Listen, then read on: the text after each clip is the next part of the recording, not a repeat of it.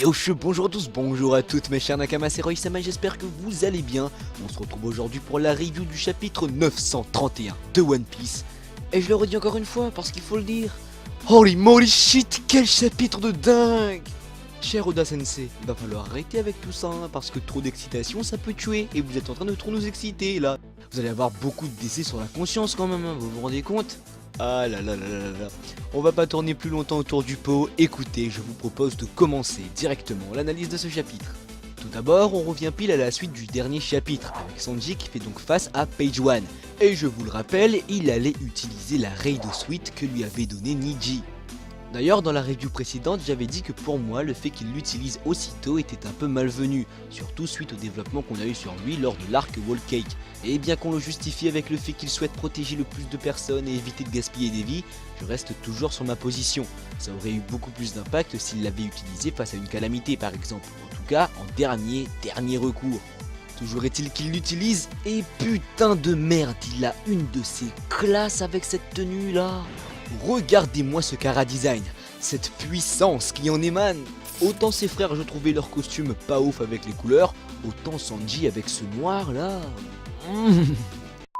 Et grâce à Trafalgar, on apprend le nom Kirma on va dire de Sanji, à savoir Stealth Black, qui en bon français se traduit par noir furtif. Et vous l'aurez deviné, c'est directement lié au pouvoir que lui confère cette technologie.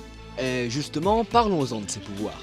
Grâce à ce costume, Sanji peut se rendre totalement invisible, pouvoir qui, je vous le rappelle, était celui qu'il voulait le plus détenir. Et comme il le dit, c'est ironique que ça soit le Germa qui réalise ce rêve. Bien évidemment, ce n'est pas le seul pouvoir, car tout comme ses frères, il peut utiliser sa cape comme bouclier, ses talons comme accélérateur et ses semelles pour l'éviter. Et du coup, comme ça, petite question, est-ce donc la fin du Skywalk? Vous avez 4 heures. Et grâce à tout ça, il fout un gros coup de pied à Page One qui s'écrase dans une maison. Bien évidemment, ça ne suffit pas pour abattre le dino qui revient à la charge cette fois-ci dans sa forme hybride. Je ne sais pas ce qu'a bouffé Oda, mais dans ce chapitre, il a pondu des Kara design les gars. Regardez-moi ce Page One. Je pense qu'on est d'accord, sous cette forme, il transpire la classe. Il envoie donc Sanji valser d'un coup de main sur plusieurs maisons, démontrant encore une fois la puissance des Zoan antiques. Et son coup a eu autant d'effet qu'une pichenette pour Stealth Black. J'aime trop dire ça comme ça. Stealth Black. Du coup, craignant l'arrivée des renforts, Law et le reste décident de décamper vers le village d'Ebisu, où ils retrouveront certainement Zoro.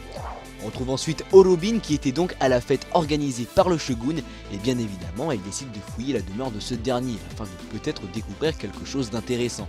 Malheureusement, elle se fait prendre par les Oniwaban et leur chef Fukurokuju, qui suis arrivé, qui ne sont d'autres que les ninjas perso du Shogun. Donc à partir de ce moment-là, c'est sûr qu'ils savent qu'elle n'est pas nette. Et du coup, je pense qu'ils vont offrir Robin à bouffer au Shogun. En tout cas, si on suit la légende du Yamatano Orochi. Je vais pas vous la raconter, hein. Google est votre ami, cherchez-la sur internet. Et je pense que si elle se fait libérer, ça sera grâce à Komurasaki. Pourquoi? Car certainement elle verra en Robin une certaine alliée, et comment, je ne sais pas. Bref, le véritable coup de tonnerre de ce chapitre se fait du côté de Chopper ainsi que Momo, Tamachan et Okiku.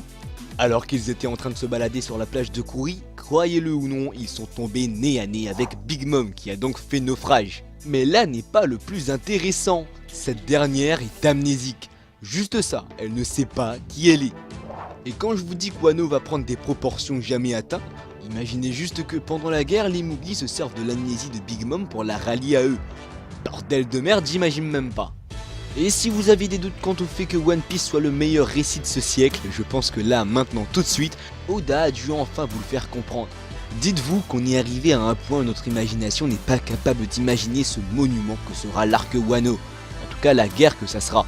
Et du coup, que va-t-il advenir de Big Mom? Qu'est-ce qui va se passer avec elle? Comment est-ce que Chopper va tirer profit de cette amnésie? Et qu'est-ce qui en résultera à la fin? Est-ce qu'elle va retrouver la mémoire? Et si oui, comment est-ce qu'elle se comportera face au Mugiwara une fois qu'elle l'aura retrouvé? Tant de questions excitantes et vraiment j'attends les réponses avec grande impatience. Et voilà, c'est maintenant la fin de cette vidéo, j'espère en tout cas que celle-ci vous aura plu. Si c'est le cas, comme d'habitude, je vous invite à lâcher un petit like. Dites-moi comment vous avez vu ce chapitre, qu'est-ce qui vous a interpellé le plus? Est-ce que vous avez plus kiffé le Kara design de Sanji et de Page One, le passage avec Robin? Ou est-ce que, comme moi, ce qui vous a le plus marqué, c'est l'amnésie de Big Mom? Dites-moi tout ça dans les commentaires, je serai ravi de vous lire. Je vous invite aussi à lâcher un petit like, pourquoi pas à vous abonner pour ne pas manquer les prochaines reviews. Et sur ce, c'était Roy Sama, on se dit à très bientôt, Jenny.